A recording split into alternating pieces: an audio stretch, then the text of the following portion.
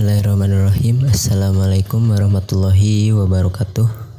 Alhamdulillahil wahidil ahad al-fardis samad alladzi lam yattakhidh shahibatan wala walada wa lam yalid wa lam yulad wa lam yakul lahu kufuwan ahad. Lahul asmaul husna wa sifatul ulya wa lahul misalul a'la. Lahu ma fis samawati wa ma fil ard. Alhamdulillah, segala puji dan syukur tetap kita curahkan kepada Allah Subhanahu wa taala yang telah memberi kita nikmat yang banyak sehingga kita dapat berkumpul di Masjid Mubarakah ini pada hari ke-11 Ramadan. Menceritakan Ramadan kebagi 3. 10 malam pertama yaitu keadaan di mana jemaah di masjid membludak sehingga masjid terasa sempit, yang ramainya itu melebihi daripada salat Jumat. Sehingga ketika ada jamaah yang terlambat untuk datang ke masjid, ya mau tidak mau harus kembali ke rumahnya karena melihat keadaan yang tidak memungkinkan. 10 malam kedua, keadaan di mana jamaah makin berkurang satu persatu, saf demi saf, baris demi baris, hingga sampai pada 10 malam terakhir di mana yang sholat hanyalah imam saja. Naudzubillahi min dzalik. Maka dari itu, hendaklah kita meramaikan dan memakmurkan masjid khususnya pada Ramadan kali ini. Ali bin Abi Thalib karramallahu wajhah telah berwasiat kepada anaknya Hasan bin Ali. Ya bunayya, ihfad anni arba'an wa arba'an, la yadurruka ma amilta ma'ahunna. Wahai anakku, jagalah 4 perkara ini dan jauhilah yang 4 perkara yang lainnya. Jika kamu mengamalkannya, kamu tidak akan berada dalam kemadaratan. Yang pertama, aghnal ghina al-aqlu. Sebaik-baik kekayaan adalah akal. Manusia seringkali tidak menyadari bahwa akal adalah nikmat yang diberikan oleh Allah Subhanahu wa taala. Maka dari itu, kita harus memanfaatkan akal tersebut, salah satunya dengan belajar. Ta'allam, falaisal mar'u yuladu 'aliman, wa laisa akhu ilmin kaman huwa jahil. Belajarlah, karena tidak ada seseorang pun yang dilahirkan dalam keadaan berilmu, dan seorang ahli ilmu itu tidak sama derajatnya dengan orang bodoh. Yang kedua, wa akbarul faqri al-humku. Seburuk-buruk kemiskinan atau kefakiran adalah bodoh. Seperti dikata, maka dari itu jika kita mengamalkan yang pertama, menjaga akal kita dan memanfaatkannya, insya Allah kita akan terjauh dari yang kedua ini.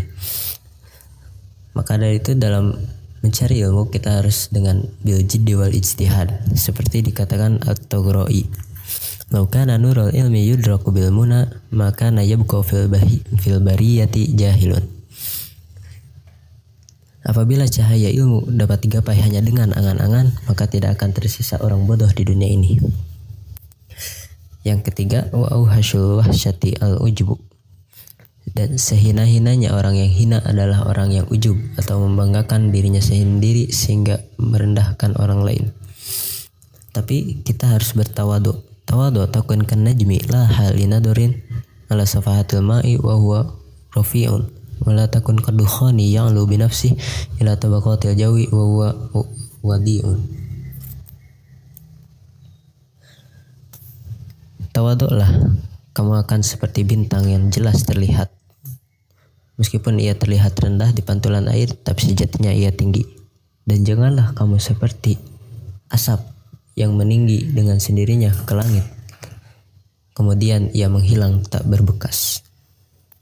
Dan yang terakhir, wasiat yang harus dijaga dari Ali bin Abi Thalib, yaitu wa akbarul hasabi husnul khuluqi. Dan sebaik-baik amalan yaitu adalah husnul khuluq, akhlak yang bagus. Khairun nasi ahsanuhum khuluqa. Karena itu kita harus mengikuti akhlak yang dicontohkan oleh Rasulullah. Allah juga sudah berfirman dalam surat Al-Qalam, A'udzubillahi minasyaitonirrajim, Bismillahirrahmanirrahim, wa innaka la'ala khuluqin 'adzim. Dan sungguh engkau Muhammad benar-benar berbudi luhur. Itulah 4 perkara yang harus dijaga dari wasiat Ali bin Abi Thalib radhiyallahu anhu. Ada lagi 4 perkara yang harus dijauhi berdasarkan wasiat tersebut. Yang pertama, ya bunayya iyyaka wa musadaqatal ahmaqi fa innahu yuridu ayyan fa'aka fayadurruka. Wahai anakku, jauhilah kamu dari bersahabat dengan orang bodoh, karena sesungguhnya ia ingin memanfaatkanmu lalu membahayakanmu. Yang kedua, iyyaka wa musadaqatal bakhili fa innahu yub'idu anka ahwaja ma takunu ilaihi. Jauhilah dari bersahabat dengan orang pelit, karena sesungguhnya ia akan menjauh darimu ketika kamu membutuhkannya. Seperti dikatakan di dalam asyair, yang qala mali falahillun yusahibuni wa in zada mali fakulun nasi khullani wa kam min aduwin li ajlil mali sahabani wa kam min sahibin li faqdil mali adani. Apabila hartaku sedikit, maka tidak ada seorang pun yang ingin berteman denganku. Apabila hartaku banyak, maka semua orang akan mau berteman denganku. Maka berapa banyak musuh karena adanya harta ia berteman denganku, dan berapa banyak teman karena tidak ada hartanya mereka memusuhiku. Yang ketiga, iyyaka wa musadaqatal fajiri fa innahu yabi'uka bittafih. Jauhilah kamu dari bersahabat dengan seorang pelaku maksiat, karena sesungguhnya ia menjualmu kepada kehinaan.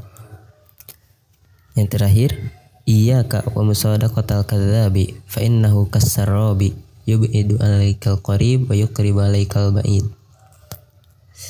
Jauhilah kamu dari berteman dengan seorang pembohong, karena sesungguhnya ia itu seperti kassarob, seperti fata morgana, mendekatkan yang jauh dan menjauhkan yang dekat. Rasul pun bersabda, la tazal hadhil ummah bi khairin ma idza qalat sadaqat wa idza hakamat adalat wa idza isturhimat rahimat. Umat ini tidak akan hilang dari kebaikan apabila ketika ia berkata ia jujur, apabila ia menghakimi ia adil, dan apabila ia disayangi ia menyayangi kembali. Satu lagi dari saya khususnya, berhubung hari ini hari Jumat, marilah kita memperbanyak amalan di hari Jumat ini. Seperti contoh membaca surat Al-Kahfi. Karena barang siapa yang memperbanyak amal di hari Jumat, maka ia akan mendapati besoknya adalah hari Sabtu. Wabillahi taufiq wal hidayah, waridho wal inayah, ungdur maqala wa la tangdur man qala. Wassalamualaikum warahmatullahi wabarakatuh.